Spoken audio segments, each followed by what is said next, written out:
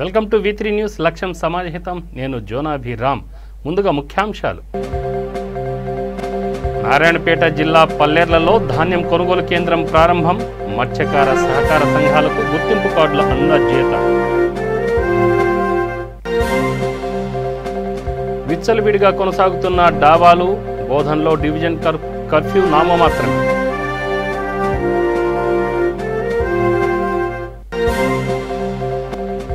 ముధోల్ మండలం రామ్టెక్ గ్రామంలో కోవిడ్ వ్యాధితో 2 మృతి. ఎవరూ పట్టించుకోకపోవడంతో కుళ్లిపోయిన మృతదేహాలు. ఆదిలాబాద్ ఆలంబన వెల్ఫేర్ సొసైటీ ఔదార్యం. 108 వాహనం శానిటైజేషన్ కోసం స్ప్రే పంపు వితరణ. ఇక డీటెయిల్స్ చూస్తే బోధన్ పరిసరాల్లో రాత్రి కర్ఫ్యూ నామమాత్రంగా మారిపోయింది. డాబాలు, హోటళ్లు మందుబాబులకు అడ్డాలుగా మారాయి. బోధన్ పట్టణం మహారాష్ట్ర సరిహద్దులో ఉంటుంది. మహారాష్ట్రలో కరోనా కేసులు విపరీతంగా ఉన్నాయి. ఈ నేపథ్యంలో అప్రమత్తంగా ఉండాల్సిన అధికారులు నిమ్మకు నీరెత్తినట్లు వ్యవహరించడం కరోనా వ్యాప్తికి దోహదపడుతుందని స్థానికులు ఆందోళన చెందుతున్నారు. రాత్రిపూట డాబాలో విచ్చలవిడిగా మద్యం సేవిస్తున్నారు. అంతేకాకుండా మద్యం విక్రయాలు కూడా జోరుగా జరుగుతున్నాయి. రాత్రి వేళల్లో లాక్డౌన్ అమల్లో ఉన్నా ఎవరూ పట్టించుకోవడం లేదు. కోటగిరితో పాటు ఇతర మండలాల్లో రాత్రి వేళల్లో డాబాలు నడుస్తున్నాయి.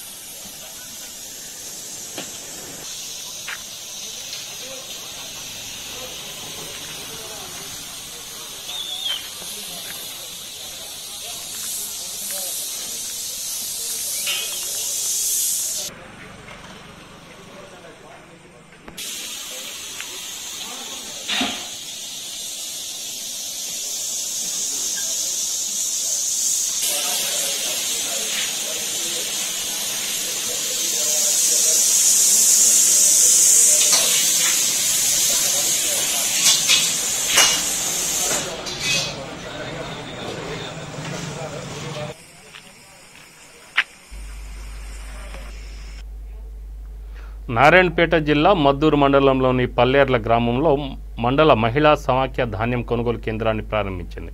ఈ సందర్భంగా వారు మాట్లాడుతూ దళారుల వద్దకు వెళ్లి రైతులు మోసపోవద్దని కోరారు. ప్రతి రైతు వద్ద ప్రభుత్వం ధాన్యాన్ని కొనుగోలు చేస్తుందన్నారు. కార్యక్రమంలో ఎమ్మెల్యే పట్నం నరేందర్ రెడ్డి, మండల పార్టీ అధ్యక్షుడు వెంకటయ్య, రాములు తదితరులు పాల్గొన్నారు.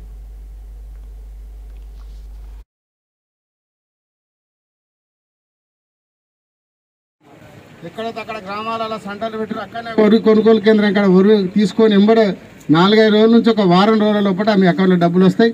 అందరూ కూడా సెంటర్లను అమ్ముకోవాలి, బయట ఎక్కడ దళారీ వ్యవస్థకు అమ్మకుండా. ఎందుకంటే మంచి ధర వస్తుంది, ఎంబడే ధర కూడా ఎంబడే అకౌంట్లో పడతాయి. కాబట్టి ఈ యొక్క ముఖ్యమంత్రి గారు పెట్టిన అవకాశాన్ని అందరూ రైతులందరూ సద్వినియోగం చేసుకోవాలని చెప్పి తెలియజేసుకుంటూ,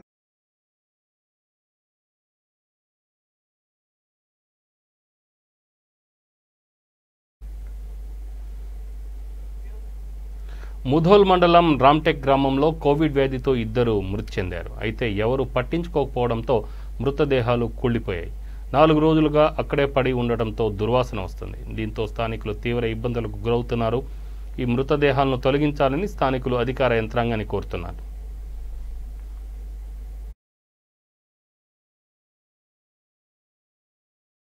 ఆరోగ్య శాఖ అధికారులకు మరియు ఆరోగ్య శాఖ మంత్రి గారికి విన్నవిస్తా ఉన్నాము. ఉంది కాబట్టి అక్కడ వాసనతో మేము వెళ్ళలేకపోతున్నాము. దయచేసి మంత్రి గారు, స్థానిక ఎమ్మెల్యే గారు మరియు స్థానిక సూపరింటెండెంట్ గారు చొరవ తీసుకొని అధికార యంత్రాంగంతో ప్రభుత్వంగా ఈ బాడీని తొలగించాల్సిందిగా మేము డిమాండ్ చేస్తా ఉన్నాము. ఎందుకంటే ఇక్కడ మేము వచ్చాము, తీయడానికి వచ్చినాము, కానీ అది తీసే పరిస్థితి లేదు, మొత్తం కుళ్ళిపోయింది. కాబట్టి మేము ఇక్కడ ఉన్నటువంటి ఆరోగ్య శాఖకు మరియు స్థానిక ఎమ్మెల్యే గారికి మేము డిమాండ్ చేస్తా ఉన్నాము, విజ్ఞప్తి చేస్తా ఉన్నాము. ఎందుకంటే ఆ బాడీ తీవ్రంగా అంటే 10 రోజుల క్రితం చనిపోయిన బాడీగా మేము అనుకుంటున్నాము. అయితే దయచేసి స్థానిక ఎమ్మెల్యే గారు స్పందించి అధికార యంత్రాంగం దింపుతారా, మీరు ఆసుపత్రితో చేస్తారా, దయచేసి అది తొలగించి ఈ గ్రామ పరిస్థితిని ఆలోచించాల్సిందిగా కోరుకుంటున్నాము. ఇక్కడ గ్రామంలో కూడా చాలా మంది ప్రాబ్లంలో ఉన్నారు. మరియు వాళ్ళ కుటుంబ సభ్యులు కూడా ధైర్యం చేసి 2 మాతో వచ్చారు, కానీ అది తీసే ప్రయత్నమే లేదు. ఎందుకంటే తీవ్రంగా కుళ్ళిపోయిన బాడీలు ఉన్నాయి. కాబట్టి అది ఇల్లును కూల్చి తీసే విధంగా ఉంది బాడీ. దయచేసి అధికార యంత్రాంగం స్పందించి ఆ బాడీని తీయాల్సిందిగా కోరుతున్నాను. మరియు స్థానిక పోలీసులు కూడా ఇక్కడ రావాల్సిందిగా విజ్ఞప్తి చేస్తున్నాను. కాబట్టి ఆదిలాబాద్ జిల్లా బోధ్ మండల కేంద్రానికి చెందిన ఆలంబన వెల్ఫేర్ సొసైటీ ఔదార్యం చాట్ చేసుకుంది. 108 నంబర్ వాహనాన్ని శానిటైజ్ చేసేందుకు స్ప్రే పంపును ఉచితంగా అందజేసింది. కరోనా వైరస్ ఒకరి నుంచి మరొకరికి సోకకుండా ఉపయోగపడుతుందని సొసైటీ అధ్యక్షుడు వెంకటేష్ చెప్పారు. కార్యక్రమంలో సభ్యులు సగ్గం దాస్, శేఖర్, 108 సిబ్బంది రమేష్, గంగయ్య పాల్గొన్నారు. ఇందుకు గాను 108 సిబ్బంది ఆలంబన వెల్ఫేర్ సొసైటీకి ధన్యవాదాలు తెలియజేశారు. రోజు రోజుకు విజృంభిస్తూ మరణ మృదంగం మోగిస్తున్న వేళల్లో 108 సిబ్బంది ఈ రోజులలో కరోనా పేషెంట్స్ కొరకు చాలా కష్టపడుతుండ్రు. అదేవిధంగా వాళ్ళు దినము రాత్రి అని తేడా లేకుండా 24 గంటలు కూడా సేవలని అందిస్తుండ్రు. అయితే మన అపర సంజీవిని అయిన ఈ 108 అంబులెన్స్ సిబ్బంది వారికి మా ఆలంబన సొసైటీ నుండి ఈ శానిటైజేషన్ చేయడానికి స్ప్రే డబ్బాని ఈరోజు ఇవ్వడం జరిగింది.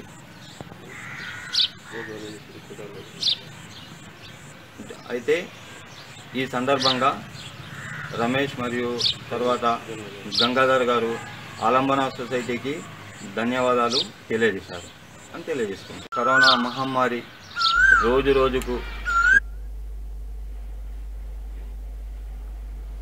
ఎస్ఐ మధుబాబు ఔదార్యం చాటుకున్నారు.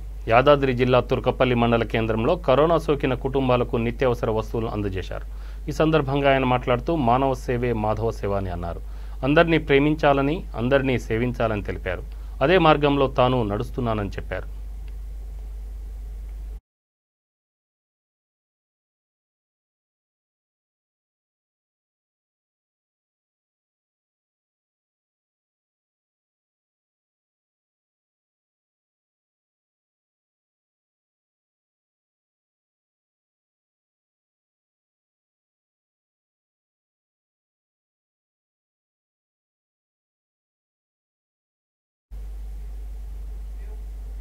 చెన్నూరు రూరల్ పరిధిలోని మావోయిస్టు ప్రభావిత ప్రాంతాలను రామగుండం పోలీస్ కమిషనర్ సత్యనారాయణ సందర్శించారు.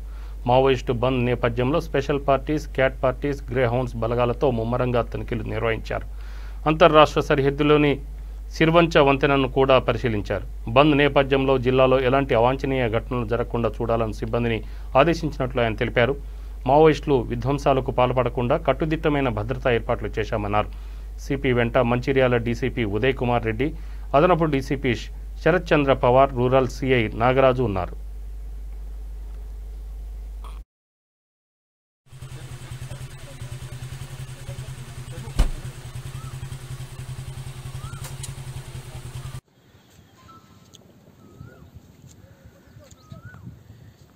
సిపిఐ మావోయిస్టులు రేపు తలపెట్టిన బంద్ సందర్భంగా రామగుండం కమిషనరేట్లోని మంచిర్యాల జిల్లా, పెద్దపల్లి జిల్లా మరియు కొమరం భీం ఆసిఫాబాద్ ఉమ్మడి ఆదిలాబాద్ జిల్లాలోని ఈ 3 జిల్లాలు జాగ్రఫికల్గా కలిసి ఉన్నాయి కాబట్టి వాటి యొక్క ప్రభావం, ఈ యొక్క బంధువు యొక్క ప్రభావం ఏమాత్రం లేకుండా ఉండేందుకు తెలంగాణ పోలీస్ తరఫున రామగుండం పోలీస్ కమిషనరేట్, కొమరం భీం ఆసిఫాబాద్ తరఫున సుమారు 30 స్పెషల్ పార్టీలు, గ్రేహౌండ్స్ పార్టీలు, అదేవిధంగా 30 కౌంటర్ యాక్షన్ టీంలు కూడా డిప్లాయ్ చేయడం జరిగింది. అవి నిన్నటి నుంచి కంప్లీట్ ఫీల్డ్లో మోహరించి ఉన్నాయి. మావోయిస్టుల తరపు నుంచి ఎటువంటి అటెంప్ట్ కానీ, ప్రయత్నం కానీ సమర్థవంతంగా తిప్పికొట్టడానికి పూర్తి సన్నద్ధంగా ఈ యొక్క పార్టీలు పనిచేస్తున్నాయి. సిపిఐ మావోయిస్ట్ అంటేనే అటెన్షన్ డైవర్షన్. వాళ్ళ గొరిల్లా వార్ఫేర్లో ఏదో ఒక అటెన్షన్ డైవర్ట్ చేసి వాళ్ళు స్ట్రైక్ చేయడానికి ప్రయత్నం చేస్తూ ఉంటారు. సో దాన్ని కౌంటర్ స్ట్రాటజీతో పూర్తి స్థాయిలో ఇక్కడ వాంకిడి బోర్డర్ నుంచి వాంకిడి, అట్లాగే దహేగాం, అట్లాగే బెజ్జూర్, సిరిపూర్, కాగజ్నగర్ డివిజన్ మొత్తం, అదేవిధంగా ఇట్లా చెన్నూరు, మహారాష్ట్రలోని సిరోంచా బార్డర్లో, అట్లాగే చంద్రాపూర్ బార్డర్లో, అట్లాగే భూపాల్పల్లి జిల్లా ఆ ఏరియాలో కంప్లీట్ ఎక్కడికక్కడే ట్రాక్ క్యాంబుష్లు వేసుకుంటాం. అదేవిధంగా వాళ్ళ సానుభూతి పరులు మిలిటెంట్లు ఎవరైతే ఉన్నారో వాళ్ళు మా కస్టడీలో పెట్టుకుని వాళ్ళ యొక్క కదలికల్ని పూర్తిగా నిఘా పెట్టడం. అట్లాగే బోట్ ఆపరేటర్స్ మధ్యలో ఏదైతే ఇప్పుడు వేసవికాలం ఆల్మోస్ట్ ఆల్ వచ్చేసింది, సో చాలా ఏరియాల్లో చాలా వాకబుల్ డిస్టెన్స్ ప్రాణహితలు మీరు చూస్తున్నారు, ఇదే ప్రాణహిత. సో ఈ బ్రిడ్జి సిరోంచా అర్జునకోట దగ్గర ఉంది. ఈ కాకుండానే కల్లంపల్లి, దహేగాం, బెజ్జూర్ ఈ ఏరియా మొత్తంలో కూడా ఎక్కడైతే గూడెం ఏరియాలో ఈ యొక్క బోట్ ఆపరేటర్స్ ఉన్నారో వాళ్ళు కంప్లీట్ మా కంట్రోల్లో పెట్టుకొని ఎవరు వస్తున్నారో ఎవరు రావట్లేదు అనే సస్పెక్ట్ల మీద పూర్తి నిఘా ఉంచడం జరిగింది. సో ఓవరాల్గా మాత్రం ఒక పక్కన కౌంటర్ యాక్షన్ టీమ్స్, ఒక పక్కన ఫీల్డ్లో ఫారెస్ట్లో ఈ యొక్క స్పెషల్ పార్టీలు, గ్రౌండ్స్ పార్టీలు పూర్తి స్థాయిలో ఉన్నాయి. సో ప్రస్తుతం అయితే పూర్తిగా కంట్రోల్లో ఉంది. వాళ్ళు చేసే ఎటువంటి అటెంప్ట్ అయినా కూడా ధీటుగా తిప్పికొట్టడానికి పూర్తిగా సన్నద్ధమై ఉన్నాం.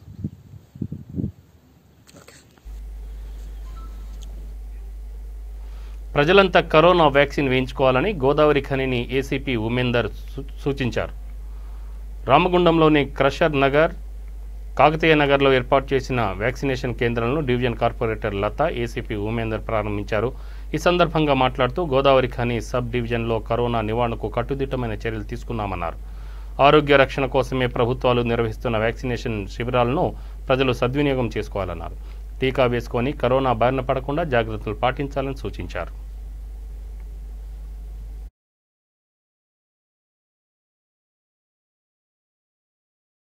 శ్రీమతి లత గారి పరిష్కరణ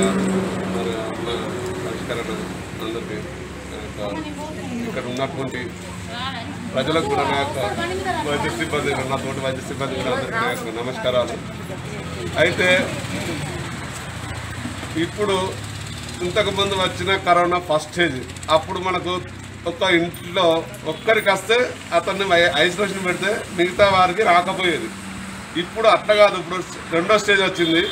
ఒక్క ఇంట్లో ఒక్కరికి వస్తే కుటుంబ సభ్యులు అందరికి వస్తుంది. అంటే మనకు జలుబు ఏ విధంగా ఒక్కరికి వస్తే ఇంట్లో అందరికి వస్తుందో అదేవిధంగా ఇప్పుడు కరోనా ఆ విధంగా వస్తుంది.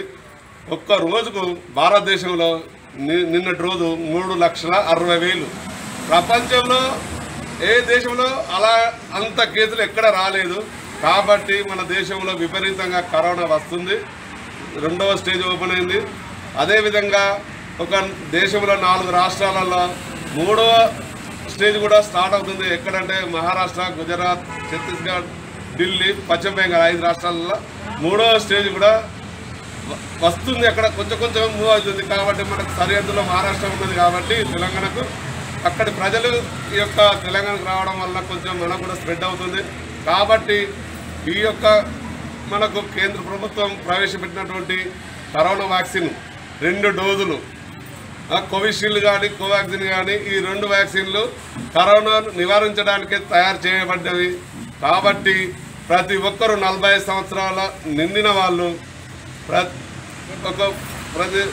ఒక్క డోస్ తీసుకోవాలా. తర్వాత అదేవిధంగా మధ్యలో 35-40 రోజుల మధ్యన 2వ డోస్ తీసుకోవాలి. కాబట్టి ఈ యొక్క వ్యాక్సిన్ తీసుకోవడం వల్ల ఏదో మాకు పక్షవాతం వస్తుంది, లేకపోతే మాకు నడుము పోతుందనో, నొప్పులు వస్తానో, జ్వరం వస్తుందనో, అది ఇది ఎన్నో అంటున్నారు. అలాంటి అబద్ధాలను మీరు నమ్మకండి, అలాంటి అపోహలు నమ్మకండి. ఎలాంటి మనకు దీంతో ప్రొటెక్షన్ కానీ ఎలాంటి మనకు హానికరం ఉండదు శరీరానికి. కాబట్టి ప్రతి ఒక్కరూ మా కార్పొరేటర్ గారు చెప్పినటువంటి, మా అక్కయ్య గారు చెప్పినటువంటి ఖచ్చితంగా అందరూ ప్రతి 2 డోసులు వేసుకోవాలి. ప్రతి ఒక్కరు మీరు ఏమన్నా మంచిదే కానీ మీ యొక్క సమాజానికి అంటే మీ ఇంటి పక్కన ఉన్నటువంటి వ్యక్తులకు కూడా చెప్పండి దయచేసి. 2వ స్టేజ్ వస్తుంది, ఆల్రెడీ మూవ్ అయింది, 3వ స్టేజ్ రావడానికి ఉన్నది. కాబట్టి ఈ యొక్క వ్యాక్సిన్ వేసుకోవడం వల్ల మనకు 92% మనకు ప్రొటెక్షను కరోనా రాకుండా ఉంటుంది. కానీ ఈ యొక్క వ్యాక్సిన్ వేసుకున్న తర్వాత 2-3 నెలల దాకా మనం ఈ మాస్కులు అనేది, శానిటైజర్ అనేది, తర్వాత డిస్టెన్స్ అనేది మెయింటైన్ చేయాలి. కాబట్టి వ్యాక్సిన్ వేసుకుంటే అన్ని తినవచ్చు, ఎలాంటి అపోహలు లేవు, ప్రతి ఒక్క వస్తువు తినండి. శ్రీమతి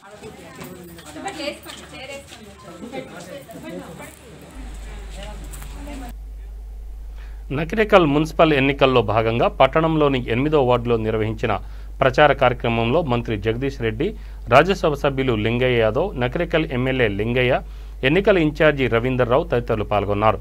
ఈ సందర్భంగా వారు మాట్లాడుతూ టీఆర్ఎస్ హయాంలో తెలంగాణ ఎంతో అభివృద్ధి చెందిందన్నారు. ఎన్నో సంక్షేమ పథకాలు అమల్లోకి వచ్చాయన్నారు. అందువలన ఈ ఎన్నికల్లో టీఆర్ఎస్ అభ్యర్థులకు గెలిపించాలని కోరారు.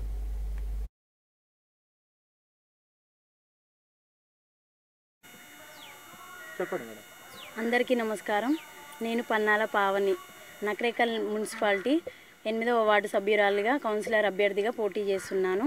నేను చదువుకున్న విద్యావంతురాల్ని. ఒకసారి అవకాశం ఇచ్చి చూడండి. మీ బిడ్డగా, మీ అక్కగా, మీ చెల్లెగా మీ ముందుకు వస్తున్నాను. మన వార్డుని అభివృద్ధి చేసుకుందాము. ఒకసారి అవకాశం ఇచ్చి చూస్తే మంచి అభ్యర్థిగా, మంచి కౌన్సిలర్గా మీ ముందు నిలబడతాను. ధన్యవాదాలు. అందరికీ నమస్కారం. నేను మీ పన్నాల శ్రీనివాస్.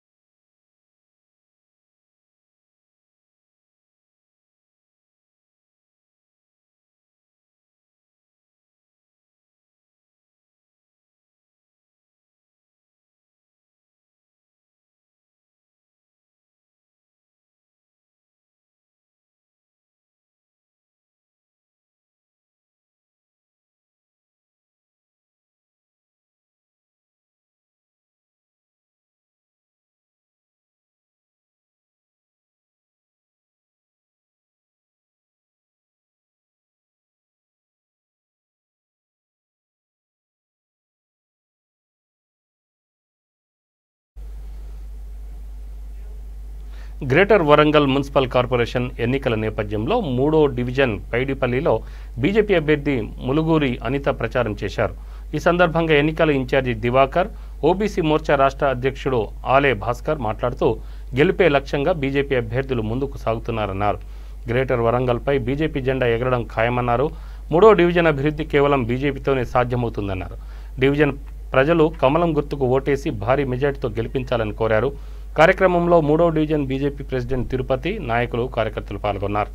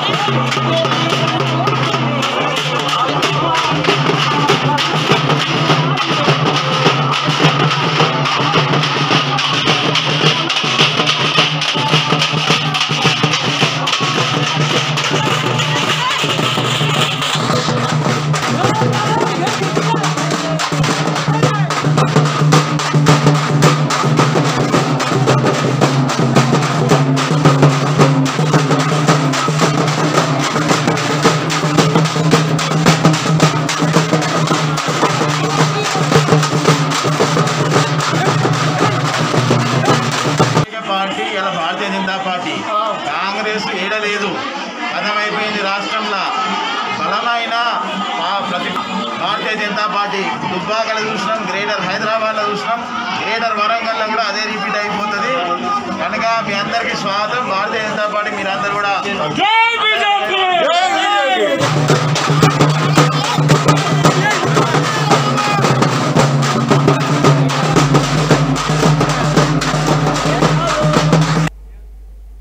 ఆదిలాబాద్ జిల్లా కేంద్రంలో కరోనాపై నిర్వహించిన సమావేశం రసాభాసగా మారింది.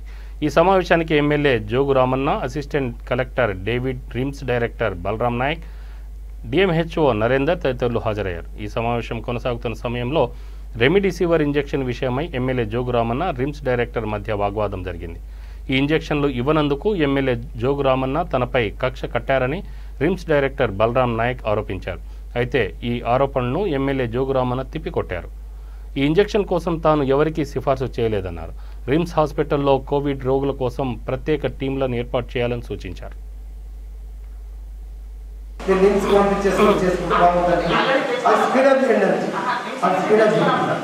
స్పీడప్ చేయండి. రెండవది ఈ ప్రైవేట్ డాక్టర్స్ కూడా కూడా చేసుకుంటున్నాం సార్. ఏమన్నా వీలైతే మిగతా మీరు చెప్పిండ్రో నేను ఈరోజు కూడా నేను కూడా డైరెక్టర్ గారికి సెక్రటరీ గారికి మాట్లాడాను. అంటే సెంట్రల్ ఆక్సిజన్ అయింది కాబట్టి సిలిండర్స్ ఎంటీ ఉన్నాయి సార్. అంటే మీ డైరెక్టర్ గారు మీకు ఏదో మాట్లాడుతున్నాను. వీలైతే ఇప్పుడు ప్రైవేట్ హాస్పిటల్లో సార్ వాళ్ళకు హెల్త్ కాన్ఫరెన్స్ ఫీలింగ్ సెంటర్ అక్కడికి వెళ్తారు. మన దగ్గర ఖాళీ ఉన్నాయంట సార్. ఇస్తే మనకు కొంచెం, ఎందుకంటే ఇప్పుడు మనం బెడ్స్ పెంచుకుంటాం. అయినా కూడా కొందరికి రిమ్స్ మీద ఏదైనా భరోసా ఉండకపోవచ్చు, డబ్బులు ఉన్నోళ్ళు ఉండొచ్చు, వాళ్ళు అక్కడ కూడా పోతారు. మనకి ఖాళీ ఉన్నటువంటి సిలిండర్స్ ఇస్తే అవకాశం ఉంటే బాగుంటుందని చెప్పి నేను నిన్న మీకు చెప్పిన తర్వాత మీరు వీలు కాదన్నారు కాబట్టి నేను డైరెక్టర్ గారికి కూడా అడిగినా, మీ రిజ్వీ గారికి కూడా అడిగితే నేను ఒకసారి మాట్లాడి చెప్తాను చెప్పారు. అది పాజిబుల్ అయితే ఇవ్వమంటున్నాం, అది పాజిబుల్ కాకపోతే ఇవ్వకుండా చెప్తున్నాను తప్ప మీరు జబర్దస్త్ చేయలేదు. ఎందుకంటే ఇప్పుడు ప్రైవేట్ వాళ్ళు పాపం, ఎందుకంటే వాళ్ళు నిన్న మళ్ళీ యవత్మాల్ కలెక్టర్ గారితో మాట్లాడారు, నిజామాబాద్ కలెక్టర్ గారితో మాట్లాడారు. ప్రభుత్వ ఆదేశాలు మాత్రం ప్రైవేట్ ఆసుపత్రులకు ఆక్సిజన్ ఇవ్వద్దనేది ఇక్కడ ఆదేశాలు లేవు. ఇవన్నీ చూసి ఢిల్లీ హైకోర్టు కూడా ఎవరైనా అది కేంద్ర ప్రభుత్వ ఉద్యోగైనా రాష్ట్ర ప్రభుత్వ ఉద్యోగైనా ఎవరైనా అంత తోడు తీస్తామని చెప్పి. కాబట్టి ఈ సందర్భంలో ఒక పేషెంట్ని కాపాడటానికి ఆక్సిజన్ మస్ట్. కాబట్టి అటువంటి మన దగ్గర ఖాళీ ఉన్నాయి. మనం ఏమైనా కావాలంటే మేము గవర్నమెంట్ నుంచి మంత్రి గారితో మాట్లాడి పర్మిషన్ ఇచ్చి ఏర్పాటు ఇస్తాం. మీరు పాజిబుల్ అవుతుందని అని చెప్పి నేను ఇప్పుడు కూడా అడుగుతున్నా. కాదు అంటే నేను మీరు చెప్తే చేస్తాను. ఇప్పుడు చెప్తున్నా. అట్లా ఇస్తే కూడా ఏమవుతుంది, ఇప్పుడు డేవిడ్ గారు చెప్పినట్టు 500 బెడ్లని ఇంకా పెంచుకుంటాం. ఇప్పుడు ఐసోలేషన్ వార్డుకు మీరు ఇప్పుడు ఆడిట్ టీమ్ వేశారు. ఆక్సిజన్ ఉన్న 147 కేసులలో 77 మందికి ఆక్సిజన్ అవసరం. అంటే దగ్గర సగం మంది మనకి ఆక్సిజన్ అవసరం లేదు.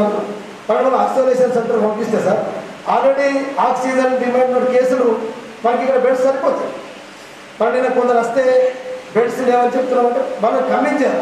ప్రతి ఒక్కరు ఆక్సిజన్ అంటున్నాం. నేనేమంటే ఇప్పుడు స్కూల్ హెడ్ మాస్టర్ ఉన్నా, టీచర్ ఉన్నా, టీచర్ చెప్పింది పిల్లలు విన్నట్టు, డాక్టర్ చెప్పింది పేషెంట్ వినాలా, లేకుంటే మనం జబర్దస్తీ చేస్తే బాగుంటుందా ఉండదా, వాళ్ళ కుటుంబ సభ్యులు పిలుచుకొని దానికి కూడా ఒక టీం పెట్టి, అంటే మీరే ప్రతి విషయం చెప్పడానికి టైం సరిపోదు, దానికి కూడా ఒక కౌన్సిలింగ్ టైప్ టీం పెట్టి ఆ 5 మెన్ కమిటీ పెట్టేస్తే అసలు ఇది పేషెంట్ ఆక్సిజన్ అవసరం లేదు. కరోనా బారిన పడి మరణించిన జర్నలిస్ట్ గిరికి పలువురు నివాళులర్పించారు. షాద్ నగర్ పట్టణ కూడలిలో ఐజేయు ఆధ్వర్యంలో నిర్వహించిన ఈ కార్యక్రమంలో శ్రీకాంత్ రెడ్డి, శ్రీశైలం, మోహన్ రెడ్డి, ఫిరోజ్, నరసింహారెడ్డి తదితరులు పాల్గొన్నారు.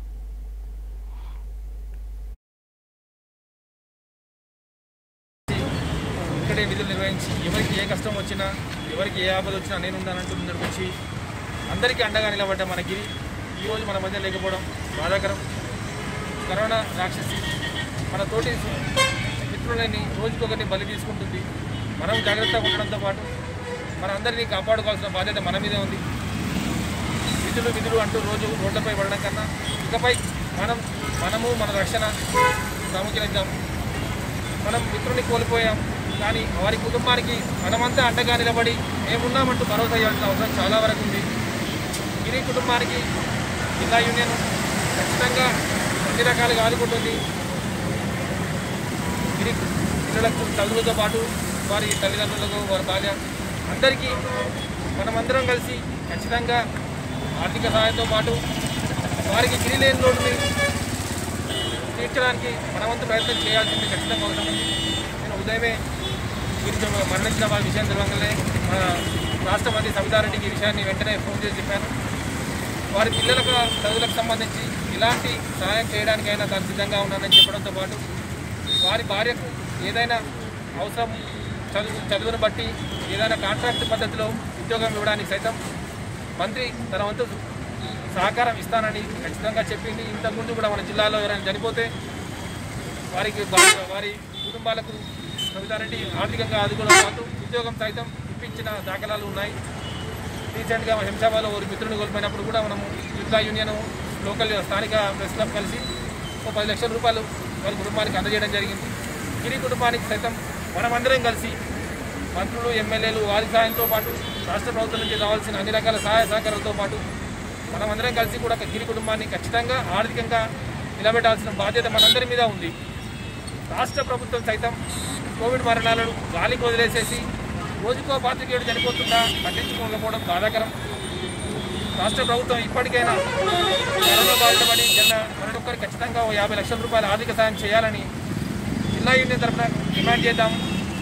మన వాటిని సహకరించి మా కుటుంబానికి ఆదుకునేలా ప్రయత్నం చేద్దాం. జోహార్ గిరి. మన మధ్యలో ఉండి కరోనా మహమ్మారి బారిన పడి ఈరోజు మన నుంచి దూరమైన గిరికి ప్రగాఢ సంతాపాన్ని తెలియజేస్తూ అతని ఆత్మ శాంతించాలని భగవంతుని కోరుకుంటూ ఆ భార్య బిడ్డకు వృద్ధులైన తల్లిదండ్రులకు మనోధైర్యాన్ని కలిగించాలని భగవంతుని కోరుకుంటున్నాను. జర్నలిస్టుగా మనము ఈ మధ్యకాలంలో మేనేజ్మెంట్లు ఏమి ఇస్తున్నాయి ఏమి ఇస్తలేవు అని ఆలోచించకుండా రేటింగ్ కోసం అంటూ మనం పోటీపడి ఈ పత్రికా రంగంలో చూసుకొని పోతున్నాం. కానీ ప్రస్తుత పరిస్థితుల్లో కరోనా మహమ్మారితో మనం జాగ్రత్తగా ఉండాలన్న విషయాన్ని కూడా కొన్ని సందర్భాల్లో మనము ఇక్కడే విధులు నిర్వహించి ఎవరికి బులెటిన్ ముగించే ముందు ముఖ్యాంశాలు మరొకసారి. నారాయణపేట జిల్లా పల్లెలలో ధాన్యం కొనుగోలు కేంద్రం ప్రారంభం. మత్స్యకార సహకార సంఘాలకు గుర్తింపు కార్డులు అందజేత. విచ్చలవిడిగా కొనసాగుతున్న డాబాలు. బోధన్ డివిజన్లో కర్ఫ్యూ నామమాత్రం.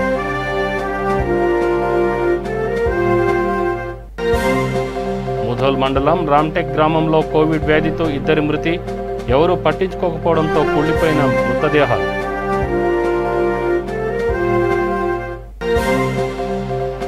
ఆదిలాబాద్ జిల్లా ఆలంబన వెల్ఫేర్ సొసైటీ ఔదార్యం. 108 వాహనం శానిటైజేషన్ కోసం స్ప్రే పంపు వితరణ. ఇవి బులెటిన్ వివరాలు. స్టేట్ యూన్ V3 న్యూస్. లక్ష్యం సమాజ హితం. కరోనా నుంచి తప్పించుకోవాలంటే ఒకటే మార్గం. మాస్కులు ధరించండి. మిమ్మల్ని మీరు కాపాడుకోవడంతో పాటు ఇతరులను కూడా కాపాడండి. నమస్కారం.